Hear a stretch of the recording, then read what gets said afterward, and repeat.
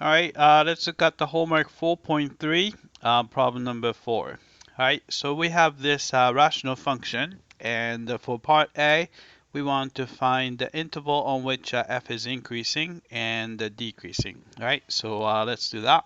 All right, so in order to talk about increasing, decreasing, we have to take the derivative. So let's look at the derivative. F prime of x is equal to, right, using the quotient rule, we're going to square the bottom. So you have x squared plus 4 squared, right? Derivative of the top, which is 1, times the bottom, which is x squared plus 4 minus top x times derivative of the bottom would be 2x, right?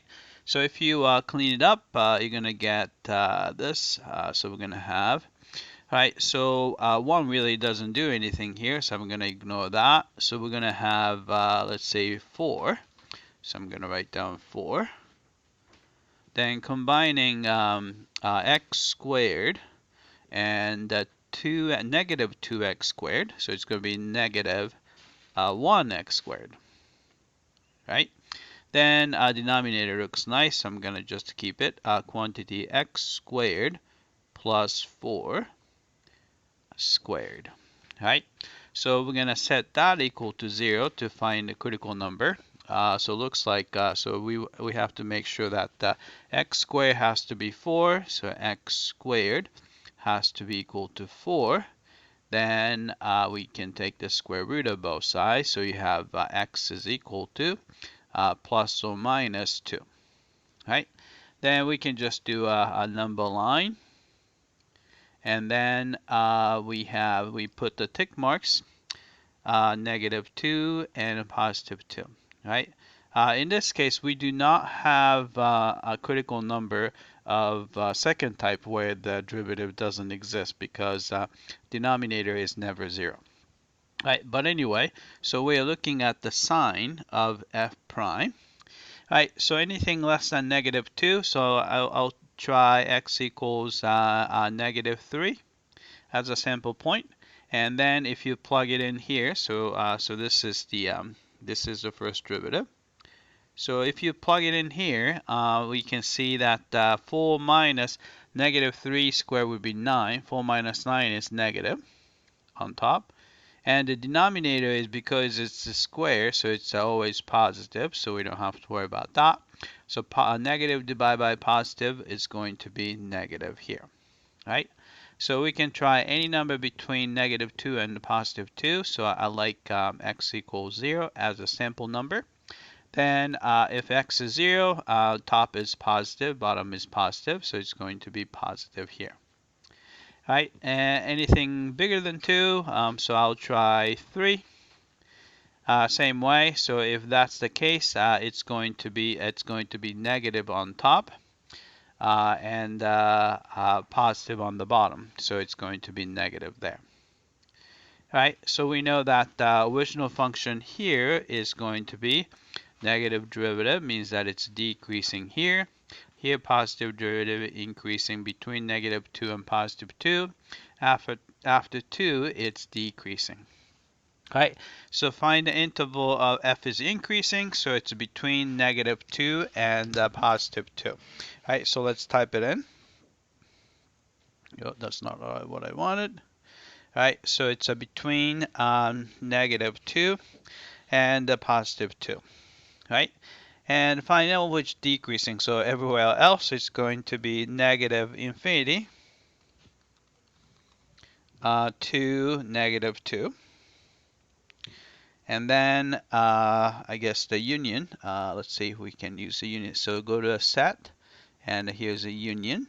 Then positive 2 and a positive infinity. All right, we have that. All right, let's check the answer. All right, it came back and looks like we got this one correctly. All right, and let's move on to part B. All right, find the local max and local minimum value. All right, so let's do that. All right, so looking at the the shape, we know that here we're going to have a local minimum there.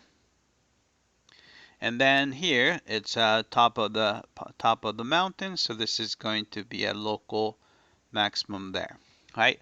So if you're looking for a local minimum value, we just need to evaluate the function f at whoops, I don't want to use red at the -2. Plug it in. So if you plug it in, so -2 plugged in, -2 squared. So I'm just going to put -2 squared. Right. So this is plugged in, plus 4. So that would be -2 over 8, which is -1/4. Right. So local minimum value will be -1/4. Local maximum value, you plug in +2, right? So we plug in 2 on top here, and then plug in 2 squared plus 4. So that would be 2 over 8, which is +1/4, right? So let's type it in. So local minimum value is -1/4. And the local maximum value is +1/4. Right? Let's check the answer. All right, I came back and looks like we got the local minimum value and the local maximum value correctly. All right, so let's move on to part C. We want to find the inflection points. All right, so let's do that. All right, so to find the inflection point, we need to find the second derivative. Oh, actually, I'm going to clear this so that we have more room. All right, so I'm going to find the second derivative. So f double prime of x is equal to, all right, so this is going to be another quotient rule. All right, so we're going to square the denominator. So it's going to be quantity x squared plus 4 to the 4th power.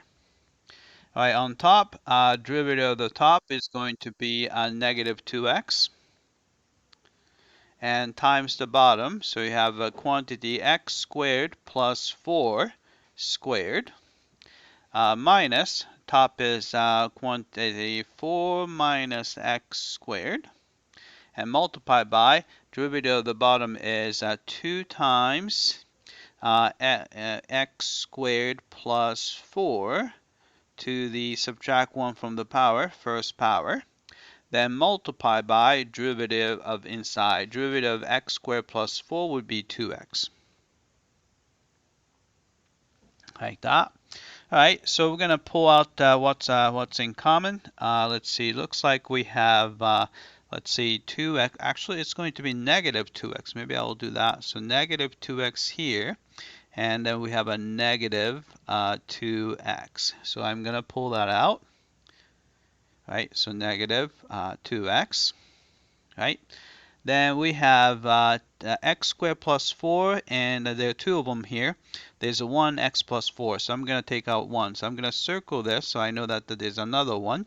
And I'm going to circle x squared plus 4. Right. So we have a quantity x squared plus 4. That is in common.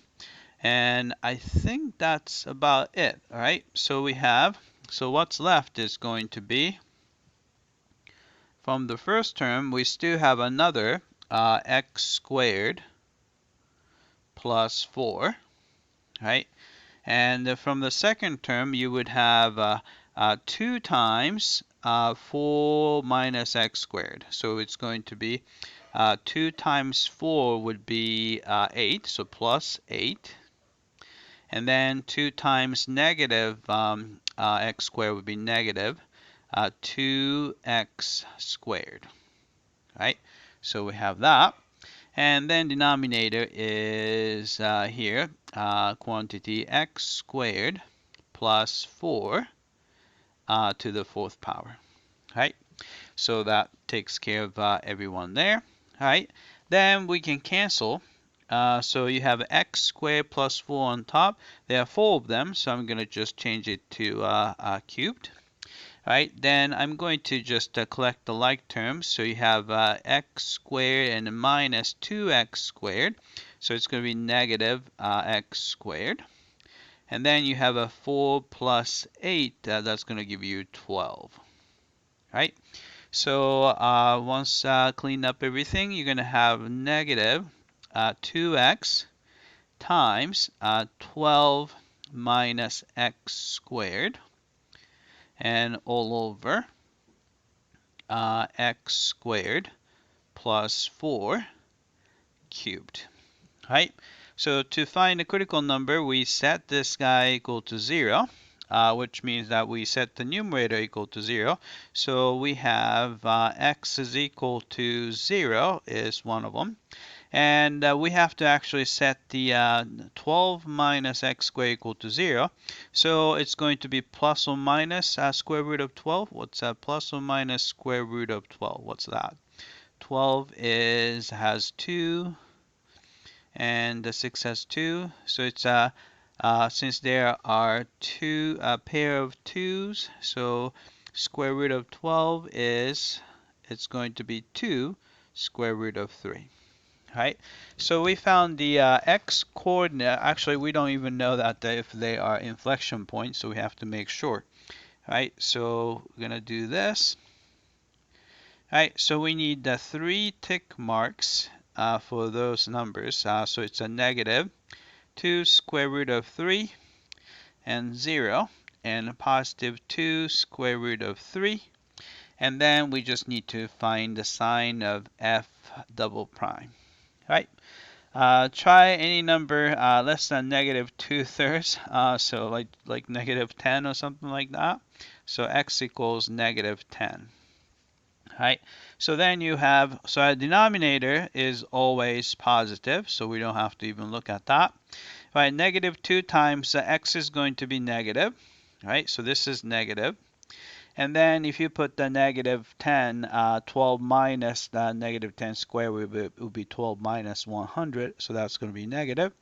So negative times negative times negative is negative. Divide by positive is still negative here. Right? Between 0 and negative 2 square root of 3. So we can try x equals negative 1.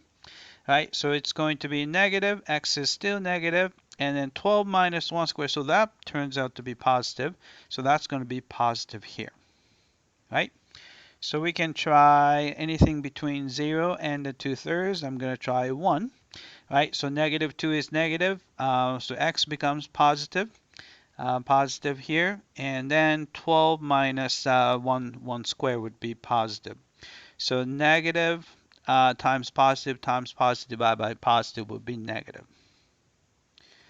Alright, then anything bigger than that, so I'll try x equals maybe 10 again. So x equals 10. Alright, so negative 2 is negative, x is going to be positive, and here 12 minus 10 squared would be negative. So this is going to be negative. So you have a negative times positive times negative is going to be positive. Right, so we have a positive sign there. Alright, so it looks like there's a concavity change here.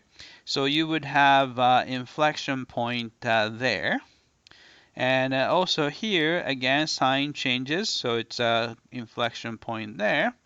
And also there is an inflection point there. Alright, so we know the at least the x-coordinate of the inflection point. So let's type it in. So x-coordinate will be negative 2 square root of 3, and then 0, and positive 2 square root of 3.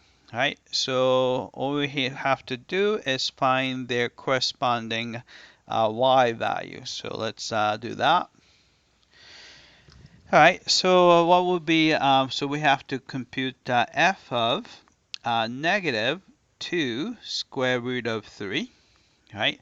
So this is going to be, so we're going to put negative 2 square root of 3 on top over, right? And then negative square root of 12 squared would be 12 plus 4, so it's going to be 16, right? So we can cancel, let's see, 2 and 16, that'll give you 8. So we have negative square root of 3 over 8, right? And the f of 0 is going to be 0 over, so the numerator is 0, so it's going to be 0. And then if you do f of 2 square root of 3, that's going to be 2 square root of 3 on top, and the denominator is 16 just like before. So we can cancel out the 2 and 16. So we get square root of 3 over 8. Right?